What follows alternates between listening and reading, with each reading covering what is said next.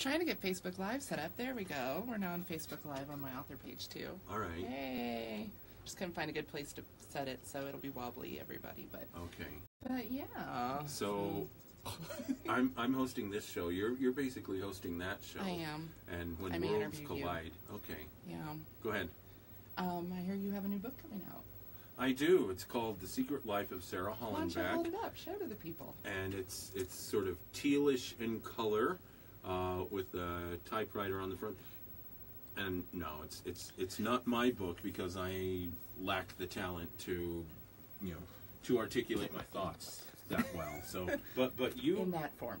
But you have the talent and the patience to do that. Your book drops today, and regarding the patience aspect of it, we were kind of talking about this earlier. This is not just an overnight thing. Publishing a book with a major publisher is not something that that you can do. Oh, hey, I have all of these thoughts articulated. Let's send it to the publisher, and we'll have it out in a week. That's not necessarily the case, is it? It doesn't really work that way. It's I apologize to Facebook Live people. I'm sorry, and I apologize to you that I'm talking about Facebook Live so much on the show. It's all right. Yeah, no.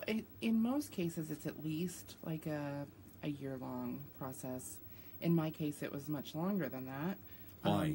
Well, the way it fell, pretty much, publishers have their lists and certain genres, so many in a list during a season. They have a quota, basically. Basically, yeah.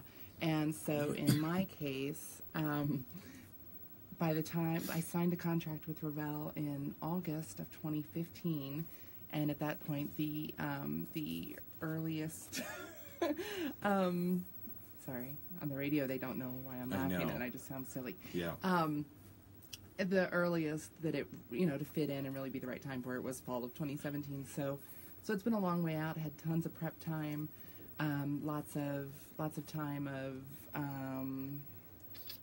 sitting and doing nothing, and then boom, boom, boom, it's on. So yeah, it was interesting. Lots of. You almost spilled your coffee there. Coffee, but I didn't. There's a coffee stain above the door over there, and anyway. How did that happen? That has a story in and of itself, a former morning show host. Anyway, what was I saying? I don't remember.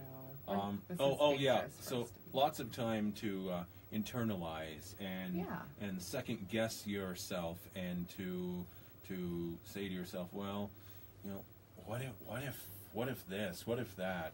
Right? Exactly. And I mean, I tend to, as I think a lot of people do, I tend to self-analyze more than I should anyway.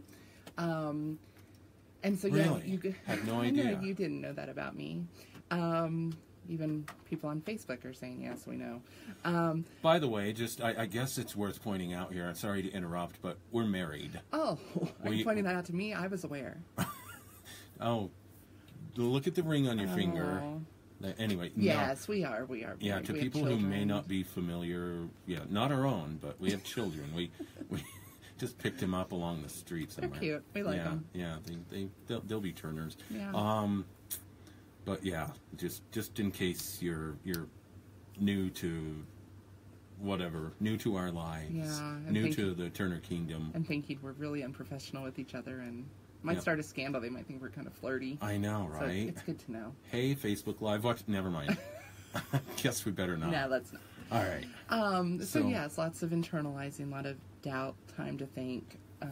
Oh my goodness, I don't know what I'm doing. I don't know how to write a book. Even though the book was already written. Because you had written before, and you had self-published some books before.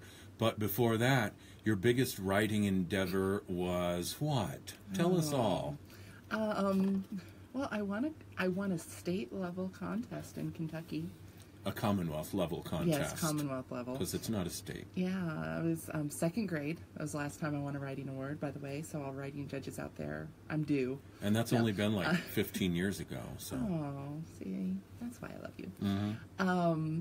Yeah, and it was just an essay about who you would have lunch with, if you could have lunch with any living person, and So- we'd talk about the discussion and all that stuff. And it was the 80s. Yeah, so anyone in history, living or non-living, so yeah, you could have chosen, like Jesus or Golda Meir or Moses or... And it was the 80s. Most people picked Reagan. Or even Christopher Reeve, Christopher Reeve wasn't a hero yet. He was Superman.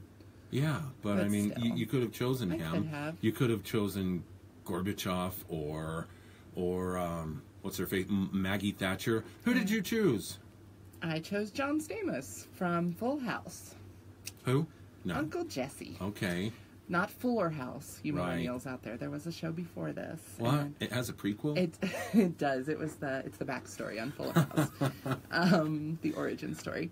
Yeah, I did. I chose John Stamos, but I think that's kind of been a silly story about me for a lot of years that we tell in random times, Right. because I did win an award, but I think it's so relevant now in a way I never would have expected it to be that I fell back on my pop culture love and knowledge even when I was 8 years old or whatever, and it paid off.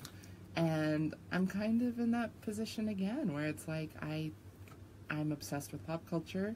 I wouldn't say obsessed. I'm just very knowledgeable. Right. And that's what I like to write, and I write what interests me. And So I guess it's worth saying then that The Secret Life of Sarah Hollenbeck, your new book from Revell, available today. In available bookstores everywhere. today at finer book retailers or all book retailers.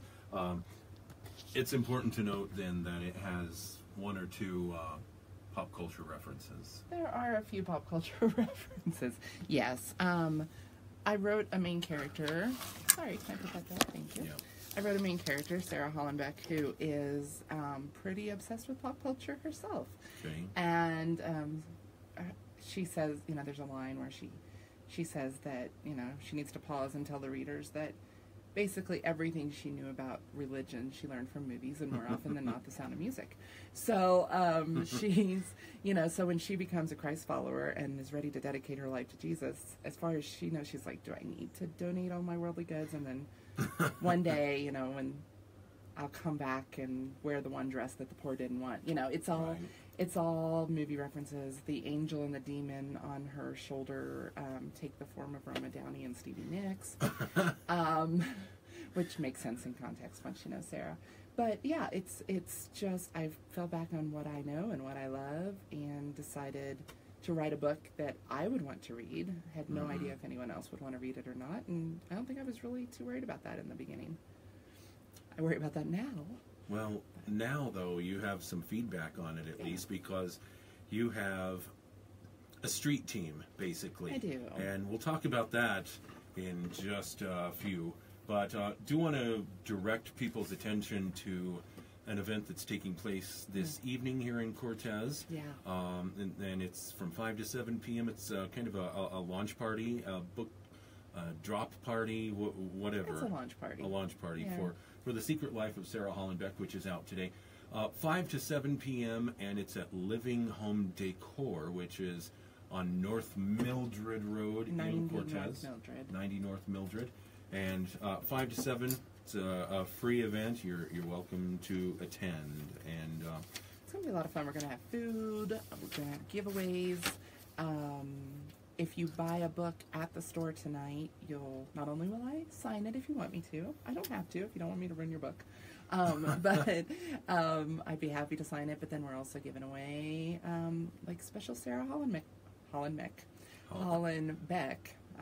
She's new to me. I don't Sarah know. Hollenmerch.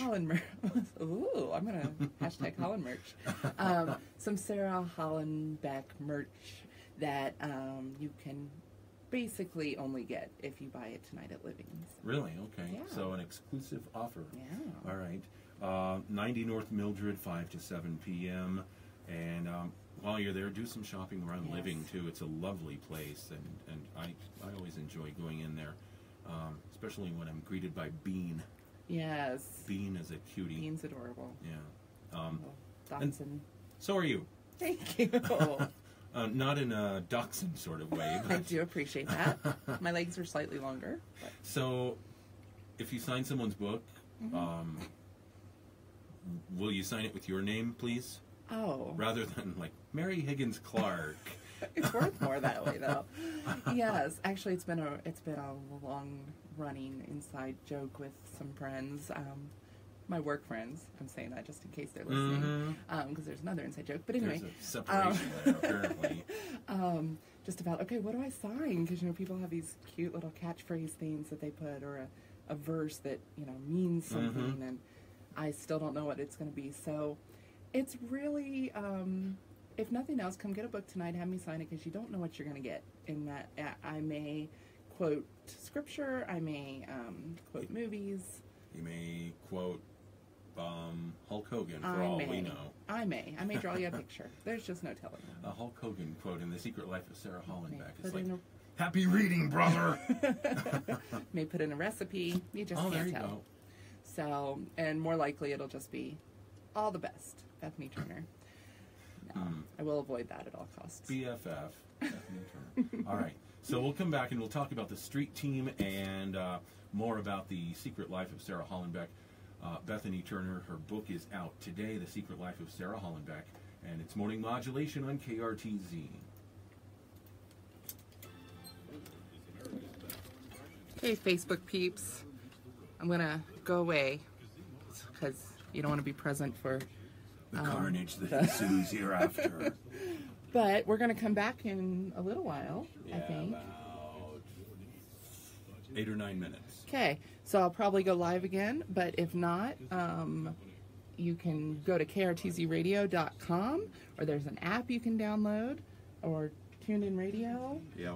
So check out KRTZ Radio, but we'll definitely try to check back in here too. So thanks for joining in, and we'll talk to you later.